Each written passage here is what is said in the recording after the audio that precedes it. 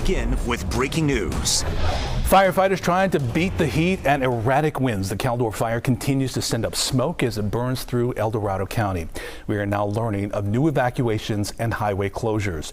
On the left-hand side of your screen, we see time-lapse video courtesy of Alert Wildfires from Leak Springs Lookout on the east side of the fire. And then on the right-hand side of your screen, the Armstrong Hill Lookout on the southeast side of the fire.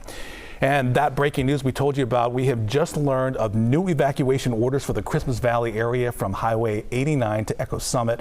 Those evacuating should use Highway 50 east or Highway 89 north. The fire has burned more than 156,000 acres, and that's a jump of more than 7,000 acres since this time yesterday. The fire is currently 19% contained. And breaking down those newest evacuation orders for you, here they are. They have been issued for communities in the Tahoe Basin due to the Caldor fire. These orders impact people who live in these areas. Christmas Valley from Highway 89 west to Echo Summit, Highway 89 west to Watershed Ridge or Echo Summit, and south to the Amador El Dorado County line. West from Armstrong Pass to Upper Apache at Myers, also west on Highway 50 to Highway 89, and south on Highway 89 to the El Dorado Alpine County line.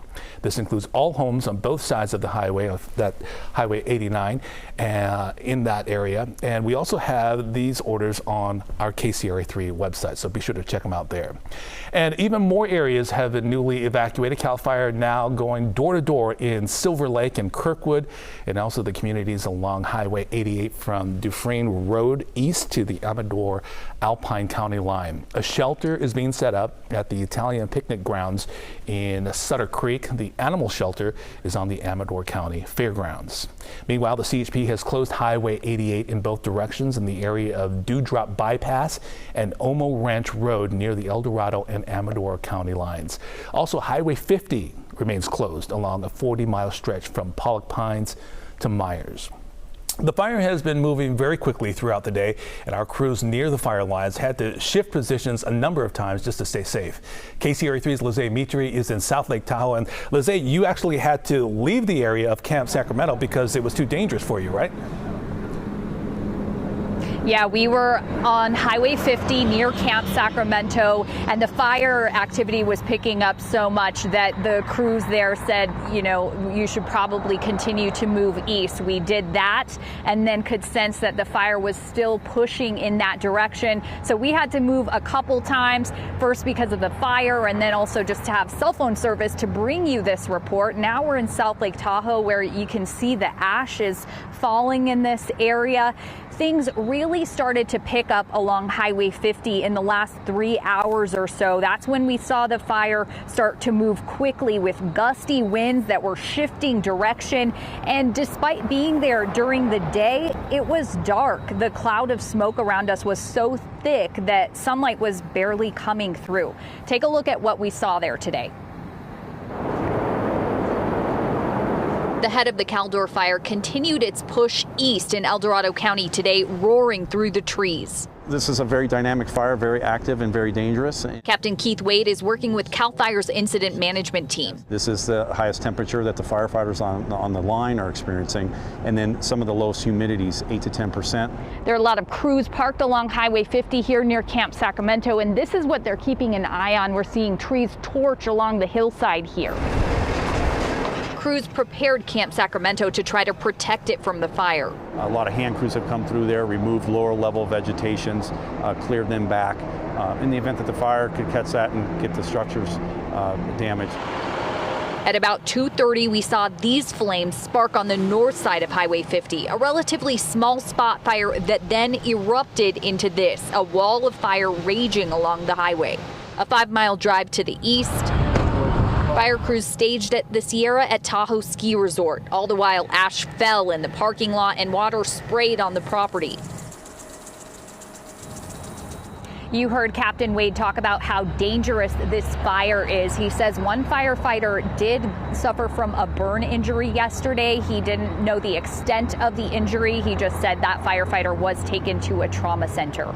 Live in South Lake Tahoe, Lizzie Mitri, KCRA 3 News. All right, Lizzie, thank you for that update. Meanwhile, we're going to check in now with Chief Meteorologist Mark Finan. He's been tracking the fire activity for us. Very active today as the wind began to pick up just a little bit. A large footprint of the fire. We still have some fire activity on the west side, but let's focus more on the east side. We did see some push down towards Silver Lake today, which is why we have those new evacuation orders on Highway 88. But let's focus on here. Now, this is the outline of the map from this morning, but as you just saw from Lizzie, we are obviously seeing spots that are going up Highway 50 and close to Sierra at Tahoe at this time.